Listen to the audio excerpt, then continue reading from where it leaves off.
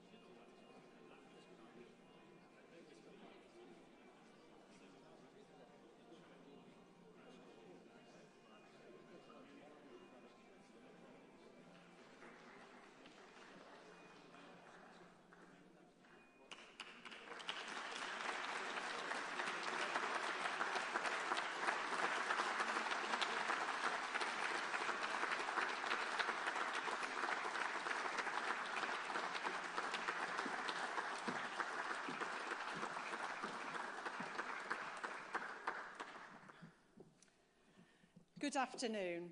It's great to join you all here today. I'm Councillor Louise Gittins. I'm Chair of the Local Government Association and the proud leader of Cheshire West and Chester Council. Local government is the backbone of our country.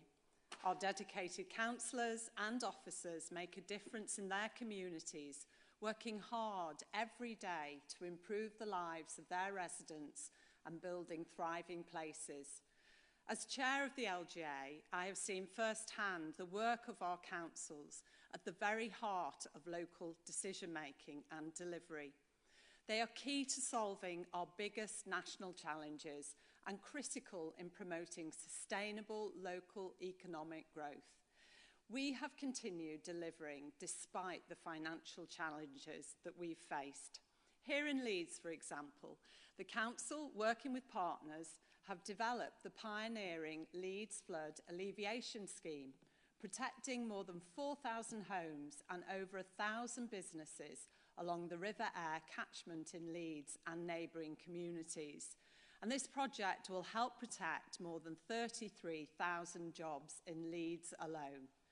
Essex County Council and Chelmsford City Council are partnering with Network Rail to build Bewley Park Station in Chelmsford. This new station is part of a wider regeneration scheme with new road infrastructure and up to 14,000 new homes. In my own council of Cheshire West and Chester, we have established Origin in Ellesmere Port. It's set to be the first decarbonised industrial zone in the world and home to HyNet, who recently received £5 billion from government to develop low carbon and green energy. Origin is the home of over 1,000 businesses and 24,000 jobs, driving forward the green revolution and leading the race to net zero in the northwest. Even when councils come together to form combined authorities, we must remember that councillors are the conveners and leaders of their local places, bringing together local partners to tackle complex challenges. They are uniquely placed to bridge gaps, coordinate efforts, and deliver results that no single agency can achieve alone. That is why the LGA has been clear that local leaders should have more of a say in the decisions and work of other public sector organisations in their places. However, our ability to deliver our priorities has been diminished by budget reductions over the past 15 years, and we estimate councils have made nearly £25 billion of savings and efficiencies in their services in this period. To truly unlock the potential of local government, we also need meaningful devolution. Devolution which isn't just about transferring powers from Westminster, but giving councils the tools and resources to shape their places for the better. The launch of the White Paper today marks an important moment for local government, communities and our country. The LGA has long called for the devolution of powers to local places, and we want every council in England to be able to secure devolution that works for them, their local economies and their residents. While different areas will have strong views on what that should look like, genuine devolution of powers and resources can play a large role, whether that's in promoting inclusive economic growth, creating jobs and improving public services. In a very centralised country, moving funding and power from Whitehall to local leaders is really needed. But it must be done in a way where empowered councils and the communities they serve are at the heart of decision-making. Reforms in this white paper will have a significant impact of every council and community. Our members are, and always have been, open to change. However, we remain clear that local government reorganisation should be a matter for councils and local areas to decide. And over the coming months, the LGA will be engaging proactively with all of our members as we look to respond fully to the white paper. At the same time, we will closely monitor the bill and work with parliamentarians to ensure we get the best possible legislation on behalf of our members. In local government, we will continue working even more closely with mayors across the country as we look to strengthen those existing bonds for the benefits of our communities. Councillors and mayors, bring each unique strengths to the table to transform our communities. And I've seen the incredible work across England where councils and mayors are working hand in hand to drive development, build the homes we need, and boost transport infrastructure. These partnerships are proof that when we come together, we can build cohesive communities, attract investment, and deliver meaningful, sustainable change. However, as we consider the proposals further, it is important we acknowledge the mayoral model might not work in some places and geographies, and all councils should be able to choose their own path.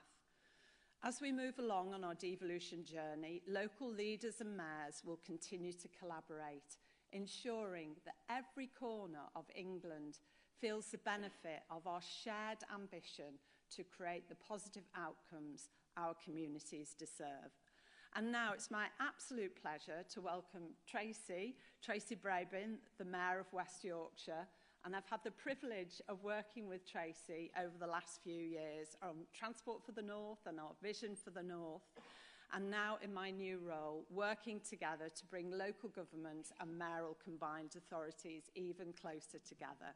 Tracy is a passionate advocate for communities. She's a trailblazer for regional growth and a true champion of equality and opportunity. Please join me in giving her a warm welcome, Tracy. Thank you. Thank you, Louise. Thank you so much. Oh, wow. What a day. Welcome to Leeds. Welcome to West Yorkshire. And I hope we can all agree this is quite a moment for British politics. It's really something, we're feeling it as mayors, and I hope you feel that you're part of something pretty historic. And obviously, this is a point of devolution on the journey, and I think the seeds were sown in 1997 under a Labour government when we had devolution in Wales and Scotland and London. And then in 2009, Gordon Brown's Labour government passed the Local Democracy, Economic Development and Construction Act, which enabled the creation of the first combined authorities, first in Greater Manchester in 2011, then South Yorkshire, Liverpool City Region, the North East, and here in West Yorkshire in 2014. And obviously the creation of the mayors soon followed. And ever since, we have been proving that devolution works. And whether that is Andy becoming the first to take control of the buses for the first time in 40 years, the B network, and he is wearing the badge. It is an amazing achievement. Or Steve looking at how data and AI can transform public services. Or Oliver working with local partners to redesign how people who are ill are supported back into work. Or Sadiq, there you are, Sadiq leading our global capital city, transforming its transport network and providing those vital free school meals for children. Or Ben securing investment in offshore wind in the Tees Valley. Dan leading action on climate change. Or Nick expanding higher education into cold spots within his region. And as more mayors have been elected, more areas are getting to see the benefits. So whether that's Kim, with your absolute laser focus on tackling child poverty, and David fighting hard to grow his rural economy, or Claire driving an inclusive growth strategy which will benefit the whole of the East Midlands, or Richard working with NHS partners to help more people, young people in particular, in the West Midlands to stay well. Mayors everywhere are making a huge difference. We are transforming how public services are delivered, improving the lives of people in towns and cities up and down the country. So it's quite appropriate that we're here in Nexus today, a fantastic example of how mayors, local government and universities are working together to drive growth in our places.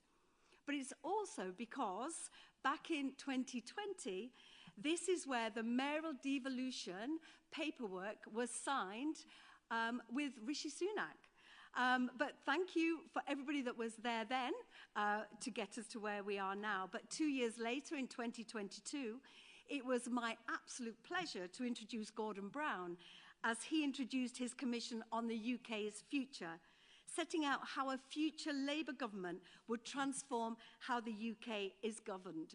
And today, aren't we coming full circle?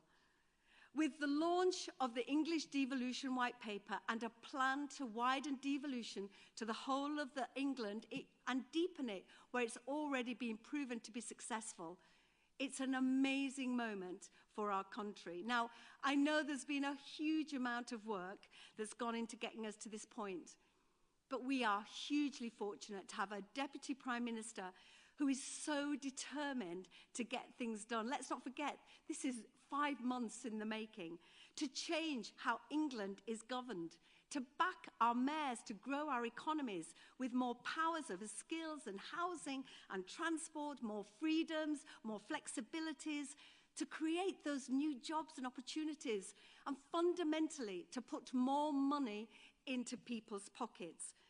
Because if growth is the question, devolution is the answer. So it is my absolute pleasure to introduce to you my friend, Angela Rayner, our Deputy Prime Minister. Angela, thank you. Thank you.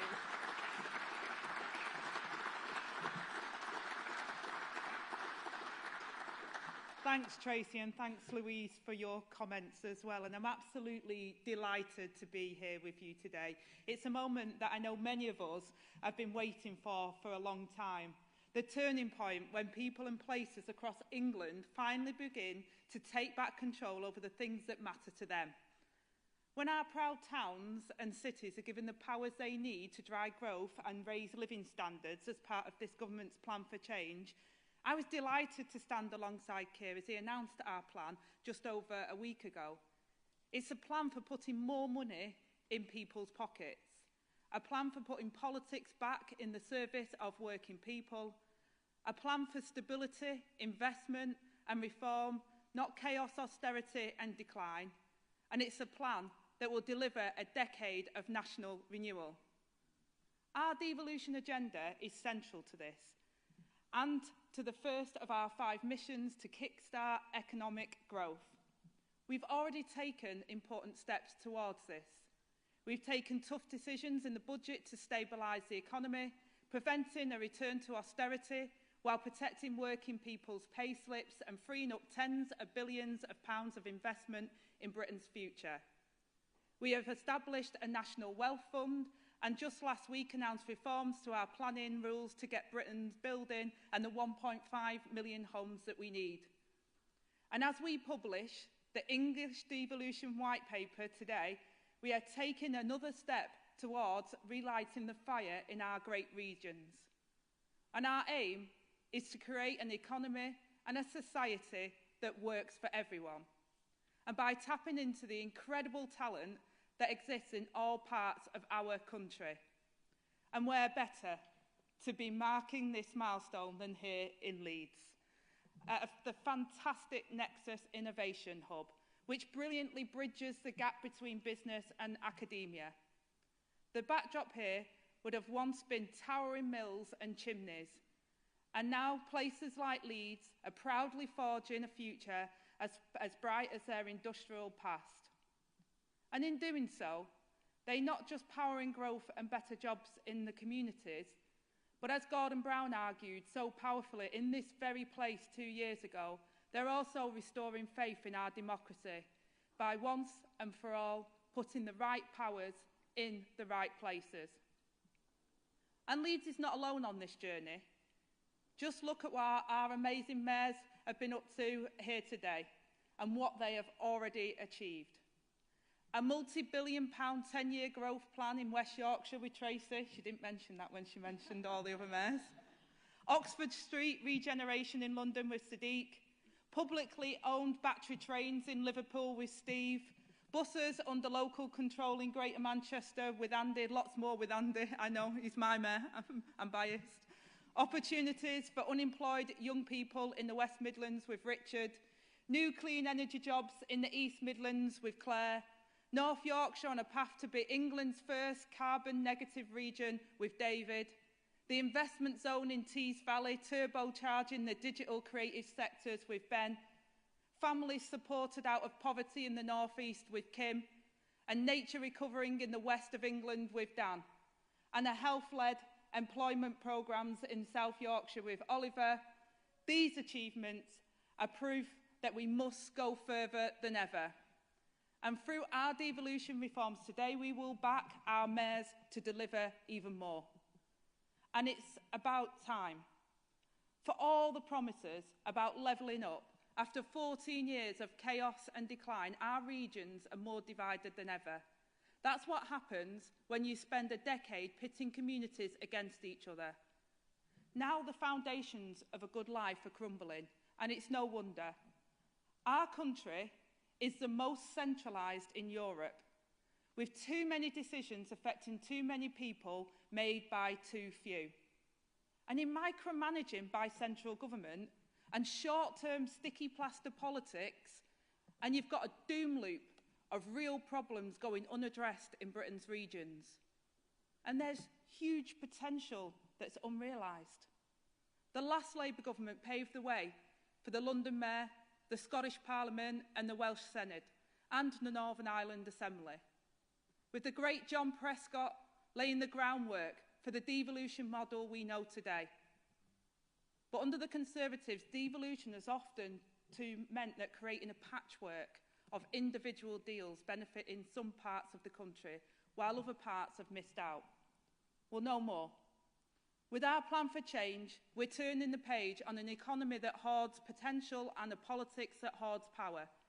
It's time for a completely new way of governing, one that unites public and private sectors at all levels of government, business and unions, and the whole of civil society in a shared purpose. And we're serious about this. Within days of the election, one of the first things the Prime Minister and I did was welcome the England mayors to Downing Street. We can't bring about the change and the national renewal that we were elected to deliver without them. That's why I'm wasting no time in handing more powers and the skills for those people with skin in the game to drive real sustained change for every region. Devolution will no longer be agreed by the whim of a minister in Whitehall. It will now be default in our constitution. We're moving away from an ad hoc system and towards a simpler and more ambitious framework for devolution. We will make it clear which powers go with which type of authority. We will bring new efficiency and accountability to local and regional government, and we will truly empower the local champions who understand their area, its identity, its strengths, and how to harness them. It sounds simple, but it's never been done. But ultimately, our aim is mayoral devolution over areas of genuine strategic scale, and to create strategic authorities as a new tier of local government to give our cities and regions a bigger voice. And now I understand that devolution is a journey, and some will need time to decide the course they wish to follow, and we will give local leaders time and space to do this. But our ambition is clear. We want to fill the map with devolution. Our manifesto pledged to give everyone access to devolved power. So I will legislate for a new power of ministerial directive which will allow central government to knock heads together and create strategic authorities when local leaders cannot agree. And as well as broadening devolution across England, we're also deepening it. Today I'm announcing unprecedented new powers for mayors, equipping them with stronger levers to drive growth in their communities. Mayors will be hardwired into the fabric of how we govern and will lead the way on house building, transport skills and more. Too often, mayors' hands are tied by Whitehall, even when it comes to allocating their own budgets. So we will create a clear and transparent route for all mayoral combined authorities to receive an integrated settlement. This means moving resources between projects that matches what their people need. We will give mayors new powers over strategic planning and new call-in powers so that they can build the homes we need and plan for growth on a larger scale. And we will get mayors working more closely with Homes England to unlock new homes. The most mature areas will be able to set the strategic direction of any future affordable homes programme. We will devolve future funding to support regeneration and housing delivery. And we will consolidate adult skills funding, introducing joint ownership of the local skills improvement plan and new routes to influence 16 to 19 provision. And we will devolve funding to support economically inactive people into work. And funding for retrofit will be included in the integrated settlements by the end of the Parliament. We will also create a statutory role for mayors in governing the rail network, with a right to request on rail devolution. This all means easier commutes across more joined-up transport links, new homes properly connected to local infrastructure, and skills provision that matches local job opportunities. But we're not stopping there. We are also going to integrate police and crime commissioner functions and strengthen their role in integrated care systems. We will give local people more of a say over what matters to them by strengthening protections for cherished local community assets and high streets. And we are fixing the foundations of local government through reform, fairer funding and responsible stewardship, including through multi-year funding settlements, ending the farcical bidding wars for ring-fence funding pots. And we will facilitate a bold programme of unitarisation, creating simpler, sustainable structures and more accountable politicians. On top of this, Whitehall won't interfere unnecessarily in local decision-making. There is really no good reason for ministers to sign off cattle grids or new cycle lanes. We have an economy that hoards potential and a politics that hoards power. So our devolution revolution will deliver the greatest transfer of power from Whitehall to our communities in a generation, empowering those communities to realise their potential. No other government has been this ambitious about devolution. A mission that binds all departments across government. A long-term mission over generations rather than a short-term fix.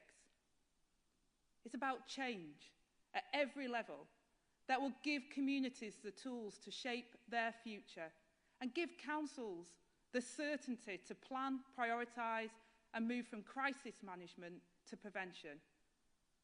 That will give mayors accountable local leaders single-mindedly focused on delivering for local people, real powers to drive growth and higher living standards.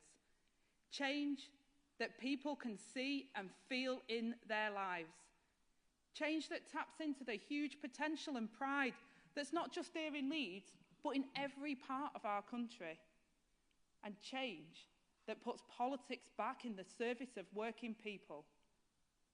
This is our plan for change. And together, this is what we will deliver. Thank you.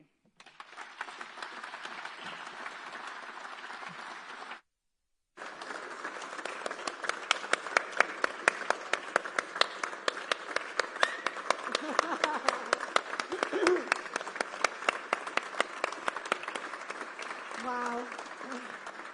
This is quite a moment. You'll be able to tell your grandchildren, you were here. You were here on this day. Okay, folks, so we're going to have the opportunity to have about 9 questions. So I'm going to cluster them in groups of 3. I'm trying to get journalists and stakeholders as well. So if you want to ask a question, please just raise your hand. And if you say your name and where you're from, that'd be grand. Great stuff. Okie dokie. So at the back, is it Rob? Yep. Great stuff. I'll take you first then, Rob. Rob, if you introduce yourself, Yes. Rob. Hello, Deputy Prime Minister. I'm Rob Parsons from the Northern Agenda newsletter. Can I ask you about post-16 education? We heard this weekend that mayors in the North would like to have more powers and funding to influence their local education systems. I haven't had a chance to read the full white paper yet, but I gather that there isn't too much of that in there. You've promised devolution by default. How does that work if mayors are wanting powers that you're not necessarily willing to hand over? Thank you so much, Rob. And then, is it Jane there? Jane? There's a mic just then. Thank you. Councillor Jane Scullion, leader of Calderdale Council. Some of us are already taking the plunge into devolution here in West Yorkshire, and it's true, we are stronger together, and I'm glad that the rest of the country are going to have some taste of that. But we wonder what's next for combined authorities like ours in terms of developing and maturing the powers that we have. And I suppose the second thing is, when I'm asked on the doorstep, what does this devolution mean in terms of money in my pocket? What's the very simple and straightforward answer? Super. And Jen? Hi, thanks. I think quite a few of the mayors that were involved in discussions around the white paper were keen to see some form of fiscal devolution. I think tourism tax was one of the levers that was mentioned and that was talked about. Doesn't look like that's in there. My sense is that people are not entirely happy about that. Does that mean that the door is closed to this for the duration of this Parliament? And connected to that, are you confident that mayoral combined authorities have got the capacity and the institutional strength, robustness to be able to deliver what you need them to deliver? Thank you. Thank you. So post-16, what does it mean for people and fiscal? Thank you. I mean, there's kind of a theme here of, well, that's great, but we want more, which is even better. And it is evolution as well as revolution. And you've seen that some areas where we've got combined authorities have gone much further because they've been able to do that, and we want to push that. And this white paper and the bill that we'll be putting forward will be a default for devolution. So Whitehall would have to give a good excuse as to why they wouldn't give those areas the devolution. And we want to make sure that we do that, whether it's the post-16 skills or any other element. I think Jem mentioned around tourism tax. That's not in the devolution paper. But there is more, the council tax, mayoral levy, for example, there's more flexibility within that so that mayors can have more power and control over what money they've got and how they spend it. And having a mayor, and I think it comes to Jane's point around combined authorities, what's next is by having more control on a geographical level around transport, skills, housing, so many of those things are interlocking. And the frustration, and I was talking to Andy before, I remember giving him a right old bad time when I was a home helper and a care worker, and my frustration at the time was politicians in Whitehall, they just didn't know what was going on the ground. It felt really clunky, and you'd have one thing happening over here and another thing happening over there. By having a place-based approach within a combined authority gives you that uplift to really tackle some of the challenges. But I would say some of the brilliant opportunities that our areas can deliver. I'm sick of it being talked down like we're a drag. No, we're not. We've got a distinctiveness about us. We've got things that we can deliver. We've got areas that we're proud of, industries that we came from, that actually by allowing people in with skin in the game, combining together and having that ability, I think that will strengthen us. And I think it's how we deliver the growth. And Jen, I think that, again, on capacity, we've put within the framework that we will support capacity. We'll do secondments as well to make sure that we can build that capacity. And I have never seen a more collaborative group. Scary, actually, because I don't know what you call it, but I call them a pride of mayors, because they are sharing information with each other and working collaboratively to deliver for those areas. And that's what I want to see other areas. So again, the white paper talks about our direction of travel. I want to take people with us, but I want to have a council of mayors. I want to have someone round the table for your area that we can devolve more and we can deliver that collaboration, which will truly give us that growth across all areas. So I think what's next is we build on it. I think the challenge for us is this white paper in the bill is a real game changer. It's a game changer for our country. It's about us building on that and showing and demanding, and I'm pretty certain the mayors I've got already are going to demand more, and quite rightly so, but then making sure that that works and we show that. And I'm sure that where the combined authorities are already working, I'm sure that you're already seeing the delivery, whether it's on healthcare, on education or skills, but I'm really excited about what I think this can deliver for areas. As someone who grew up in the north of England, I just see the potential.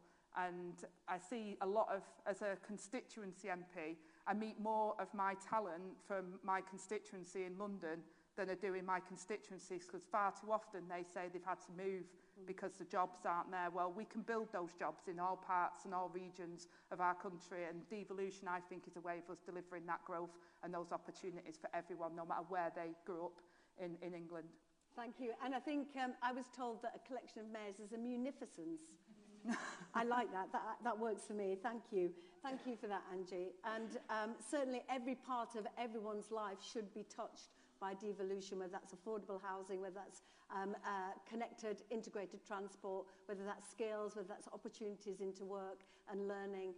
So we're hoping, Jane, that everybody's lives will be touched by devolution. Okay, so more questions. Yes, at the back, the gentleman in the jacket. Yeah. That's you. Thank you. Thank you. Kumail Jaffer from the Daily Mail. Could you shed more light on whether this move will mean that all local elections next May will still go ahead? And if not, what's your message to voters who might feel their democratic right is being taken away? It seems quite contrary to the spirit of putting more power in local people's hands. Thank you. Yes.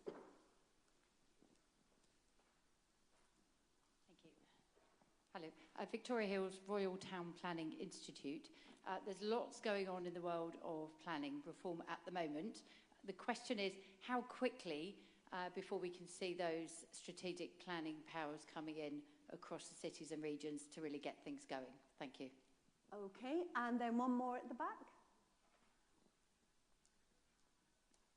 Yeah, there you go.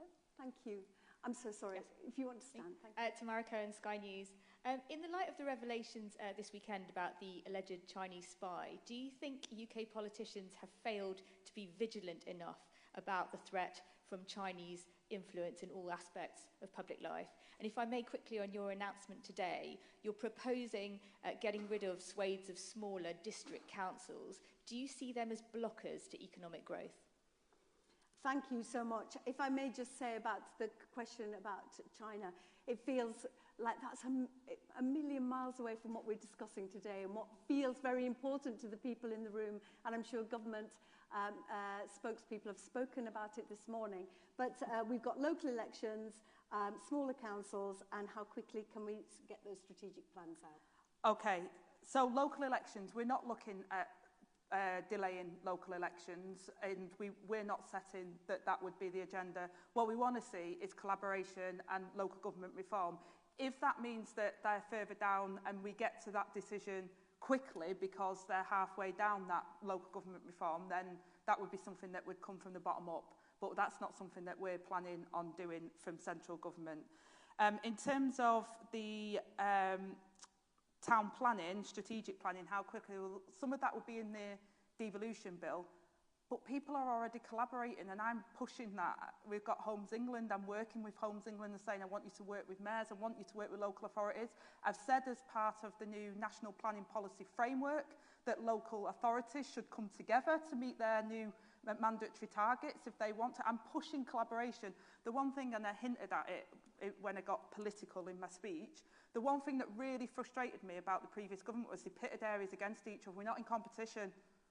You know, Leeds is Leeds, Manchester's Manchester. We're not a football club.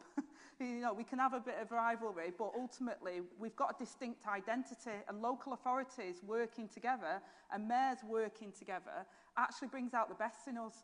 So instead of pitting areas against each other, I think working together is the right way. So strategic planning will be delivered through devolution bill, but also through the MPPF, and we're already doing some work to make sure that that happens. Now, Sky News, you've got a question with me later. If you want to ask me about national issues there, I'll let you do that, but I'm going to stick with your district councils for the people that have come to this event.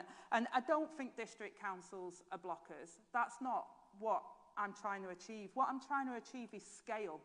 working with people. So looking at how we can have a place-based approach, because in areas, in towns and in rural areas, in different parts of the world, you don't stop at the council border. Nobody talks in council borders. I mean, my local area hasn't even recognised the Local Government Act of 74. We're Droylsden, we're Ashton, we're Failsworth, we're, you know, we're Audenshaw. We don't even call ourselves Tameside. So people don't stop at their border. You know, many people work and travel amongst, and their healthcare is beyond their border, their jobs are beyond their border, of whether it's a district council or a metropolitan. So having that joined up approach and working towards how you scale up that support, whether it's through growth or transport or health, I think is a really important push to say to people, let's go on this journey together, let's recognise where things are not working, and let's have a government, let's have a Secretary of State who wants to work with you.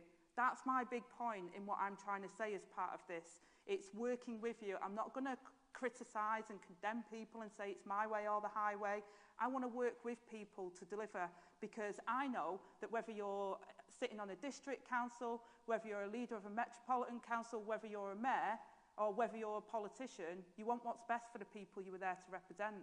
So we've got a common aim there. So let's work together to deliver it, because the old system hasn't worked. We've seen the inequality grow and the frustrations of people. So let's try something different and work together to deliver it.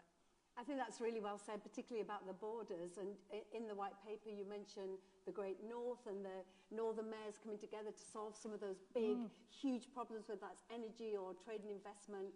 In January, Oliver, David and I are signing the White Rose Agreement for Yorkshire. We'll soon have the fourth bit of the jigsaw, and all of Yorkshire will have mayors.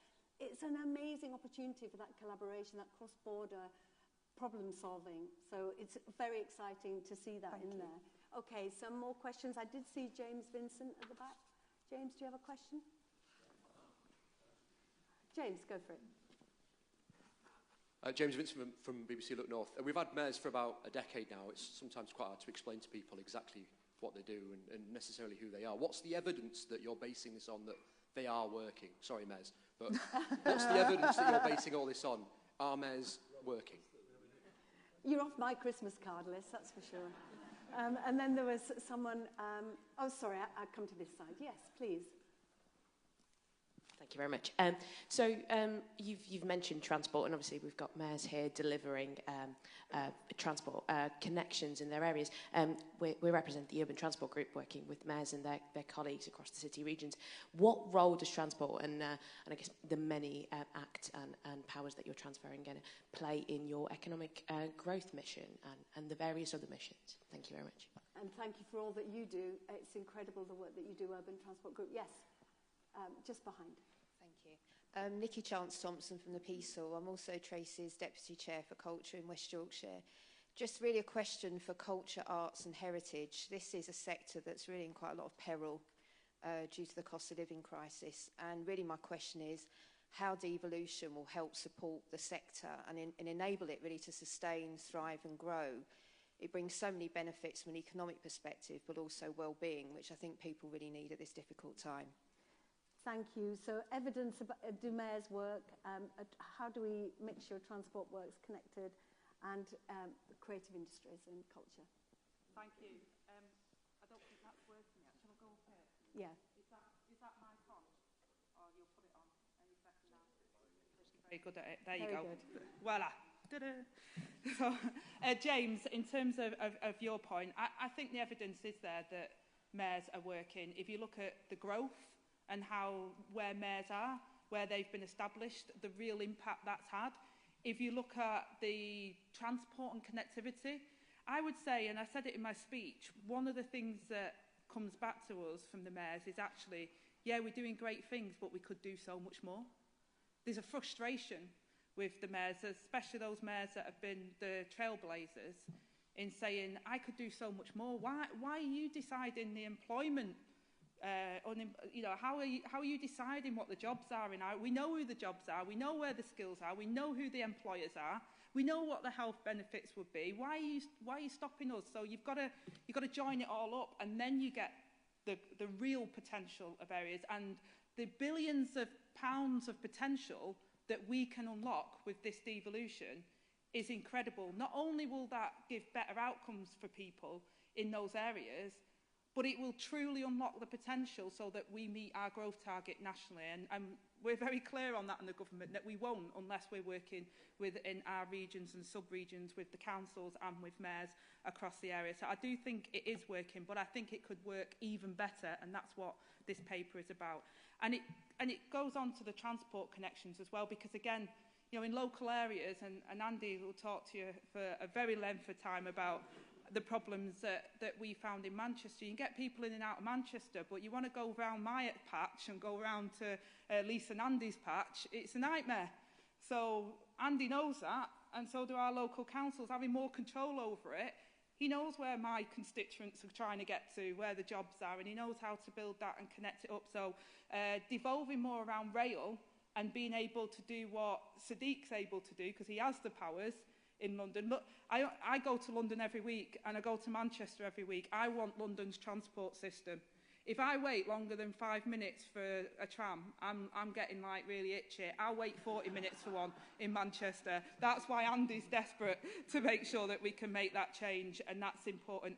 It touches on economic growth, it touches on opportunity missions, it touches on ending violence, halving violence against women and girls. There's so many things it touches on in terms of our national missions. And culture again, and I think this is really important about identity. And far too often, people don't always understand the significance of something in their local area. That's why we're giving more powers for community assets and CPO powers, and also about how we can see the benefit, not just in terms of, and Tracy's a good example of that, because she talks about the arts, and she wants to bring it to every single person in her area, but the well-being, the price of what that means to be who you are, a part of your identity of an area, the well-being of the area.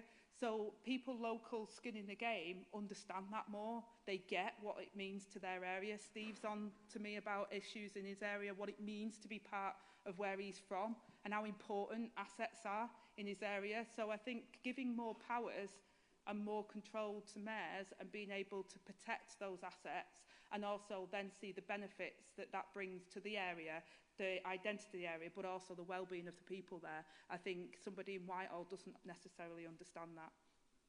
Thank you so much, Deputy Prime Minister. Unfortunately, we've run out of time. Thank you.